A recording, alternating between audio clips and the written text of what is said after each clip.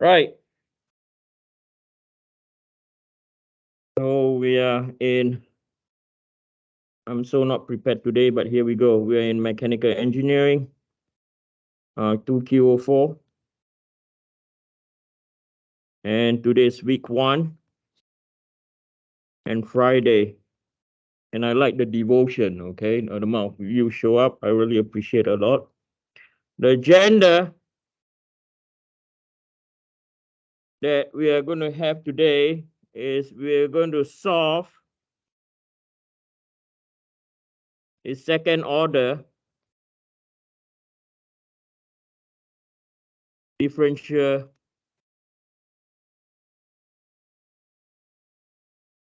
equation.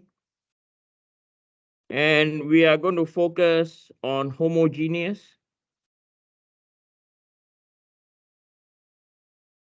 Okay, the homogeneous type. And then we are going to have a few examples of solving mechanical system.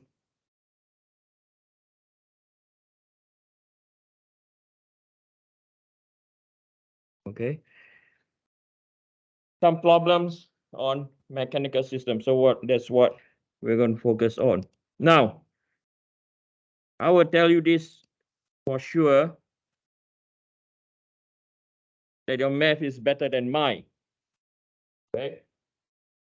What we'll do here is I will teach you the procedure of solving, how to apply in mechanical vibration, some of the steps regarding why.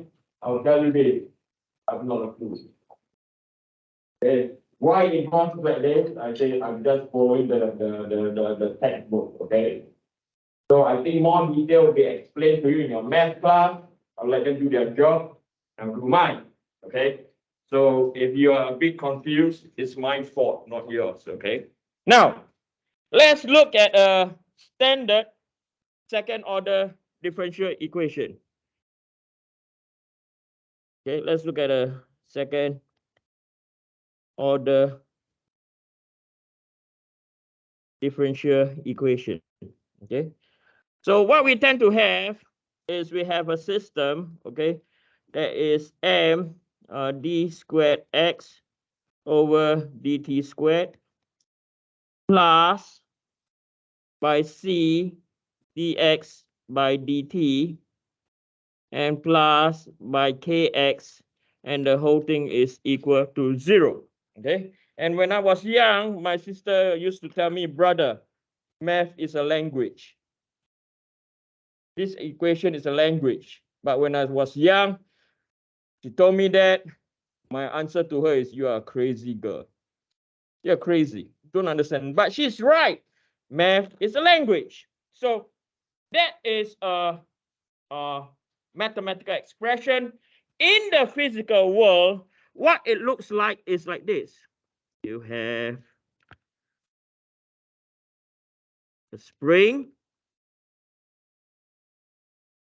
You have a damper. And we have a mass. So this is your M, this is your K, and this is your C. Okay. And for this case, what we see over here, where this is equal to 0, this is what we classify. Our equation is known as a second order differential equation in what we call homogeneous.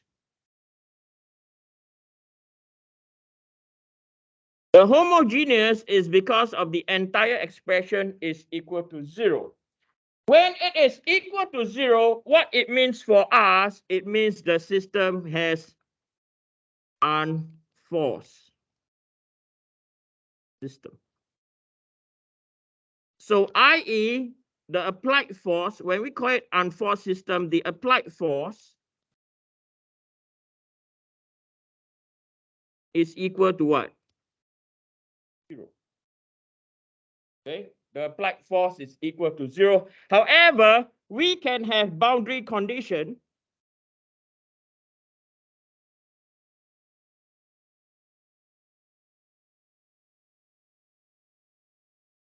in terms of when x of time is equal to 0, x is equal to 0, dx by dt is equal to, or dx by dt at time is equal to 0, the velocity is 0.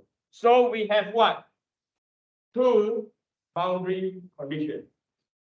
Okay, those are the two boundary conditions. Now, however, usually if it's unforced, usually you over here, this can be also be equal to 0.15 meters. For example, okay, even though if there's a displacement, the flight force can be equal to 0. So what do I actually mean? Okay, so like what I've drawn on the board, again, I've not posted the notes yet, my apologies. What it means, so for this case, is when time is equal to 0. Okay, sorry. If carry of that, okay, when x is at time 0 is 0.15 means you pull this down at time 0 by 0.15 when time is equal to 0. Right? You pull it down and then you let it what? Go. Then you let it settle down based on its own system structure. Are we clear? It's still classified as unforced system vibration. Okay. Question so far from anyone, please? Are we okay? Good. Right? So my equation number 1 over here, we can write this out. Okay, we can write it as an expression where m x double dot plus by c x dot plus by kx can be equal to 0. It's the same thing. Okay, so I call this equation 1a. So when you have an expression like this, right, what we tend to do for mechanical vibration,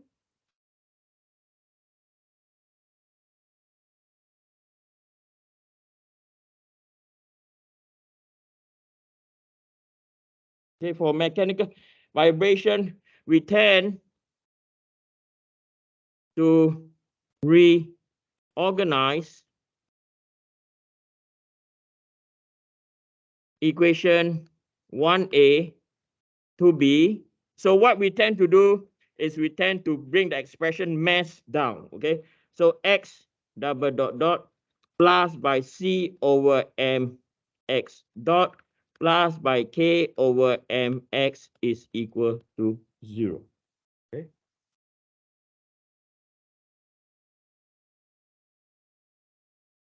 Now,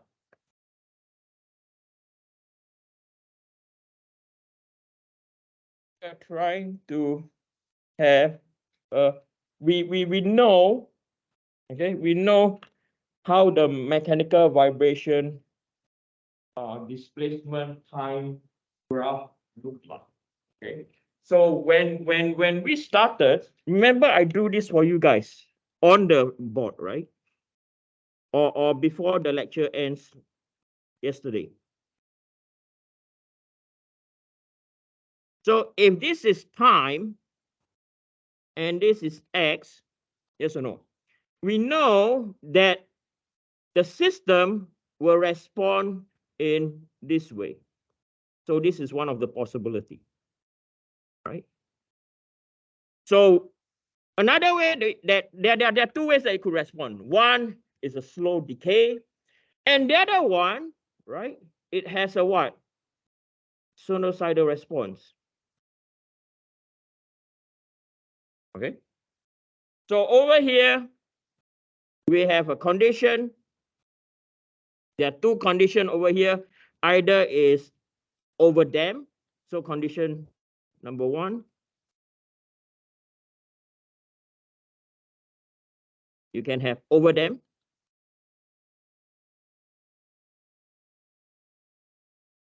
Condition number 2.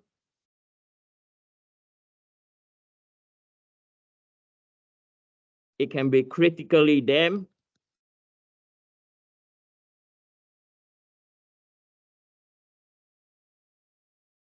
Then the third one, condition number 3.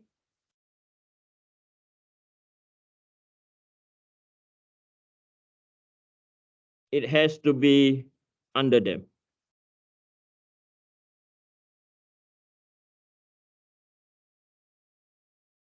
Okay. Now, for this case condition 1, 2, and 3, right? 1, 2, and 3 is what we call a condition where the mechanical is a damped mechanical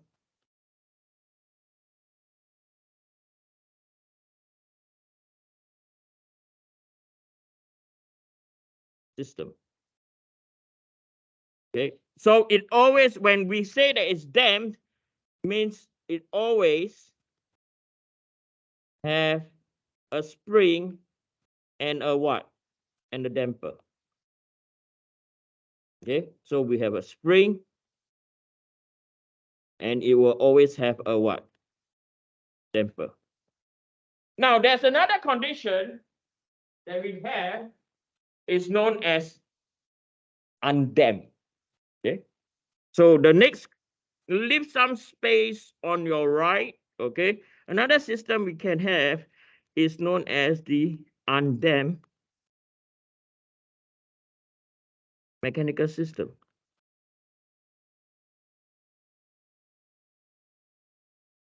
Okay, when it's undamped, what is going to be missing? Anyone? Yes.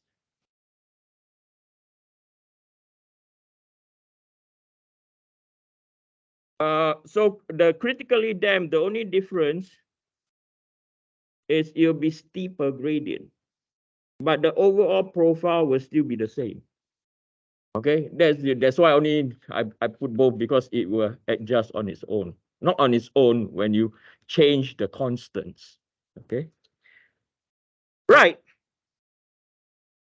So for an undamped mechanical system, what is the undamped? Is you still have a structure like this. Now you only have a what? You only have a spring. There is no damper. Okay, there is no damper.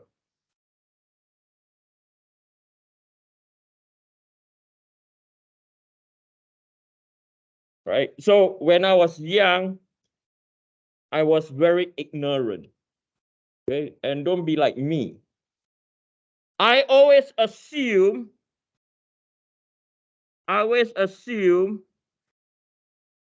And come on, Eugene, seriously. I always assume undamped is the same as what? Underdamped. Because I'm a very impatient. When I was young, I just look at the first 3 alphabet and I assume that the words are the what? Are the same. It's not.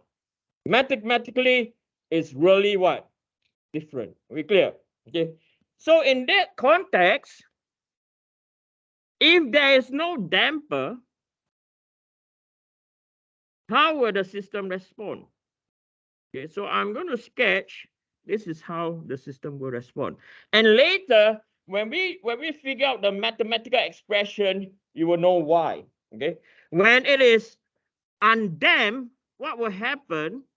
Okay, let's say we have the same scenario over here. So this is time, and then this is our what? This is our x. Okay, and all these are unforced. Okay, I repeat again, what I'm doing down here, the solution is only possible for unforced systems. Okay, so what will happen is this.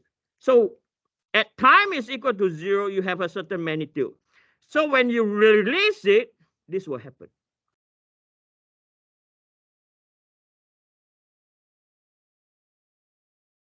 Can you see the difference between underdamped and undamped? Yes or no? Can you see the difference? Okay. Hey, soccer blur. I do apologize. Yes. Yeah. Right. You can see